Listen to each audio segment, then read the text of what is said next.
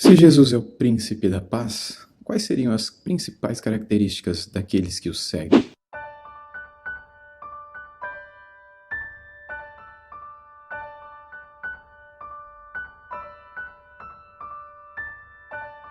Jesus é o grande pacificador, é aquele que carrega consigo o título de o príncipe da paz, aquele que destrói todas as paredes de separação, todos os muros de inimizade. Jesus não veio ao mundo para construir muros ou muralhas ou paredes, mas para destruir a maior de todas elas, aquela que separava a humanidade de Deus. Jesus não veio ao mundo para incitar mais guerras, mais rebeliões, mais divisões na humanidade, sejam elas raciais, étnicas ou comportamentais. Jesus veio para destruir tudo isso e mostrar à humanidade que é possível agirem como Ele, construindo um caminho para Deus por meio da sua cruz, mas também construindo um caminho um entre o outro, promovendo a paz.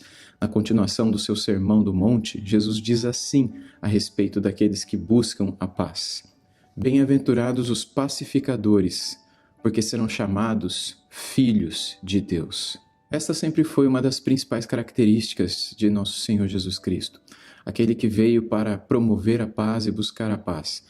Um dos títulos do Antigo Testamento para ele justamente é esse, não é? Ele é o príncipe da paz. Isso significa que onde a presença dele está, a paz ali está. E onde há um coração que antes buscava a guerra com ele, mas que agora arrependido deseja ter paz e perdão, que receberá paz e perdão da parte dele e não juízo e destruição. Isso demonstra, ensina muito daquilo que ele espera ver em cada um daqueles que são seus irmãos, aqueles que são chamados também de filhos de Deus, aqueles que são chamados de cristãos ou como Cristos. Se Jesus, o Senhor, agiu dessa maneira, ele não espera que nós hajamos de uma maneira diferente da dele, antes que a gente tenha as mesmas atitudes que ele em nossos comportamentos, em nossos relacionamentos. Isso significa que Jesus, na época dele, ele buscou ter um espírito de pacificador no que diz respeito ao relacionamento com o governo da época, que era o Império Romano. Quando ele foi questionado a respeito se deveriam pagar impostos a Roma e a César, ele agiu de um modo pacificador quando ele disse: deem a César o que é de César e a Deus o que é de Deus. Quando ele foi procurado para juízo de uma mulher que foi pega em flagrante adultério e que a lei dizia que deveria ser apedrejada, ele agiu como um pacificador, dizendo: quem não cometeu pecado, atire a primeira pedra. E em tantas outras ocasiões, quando, por exemplo, ele estava jantando com pecadores, publicanos, prostitutas e outras pessoas que eram vistas pela sociedade de um modo nojento, e ele agia de maneira amável, buscando restaurar a amizade, uma ponte, a paz entre aquelas pessoas e o próprio Deus.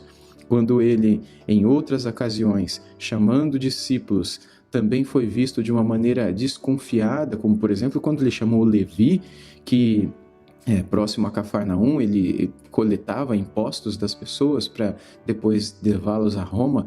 Ele foi visto certamente como alguém que é estranho. Por quê? Porque o Levi, depois com o nome mudado para Mateus, é a mesma pessoa, ele era uma pessoa considerada traidora da pátria, era uma pessoa que deveria viver distante, era uma pessoa diante de quem a gente deveria construir um muro e não conversar com essa pessoa.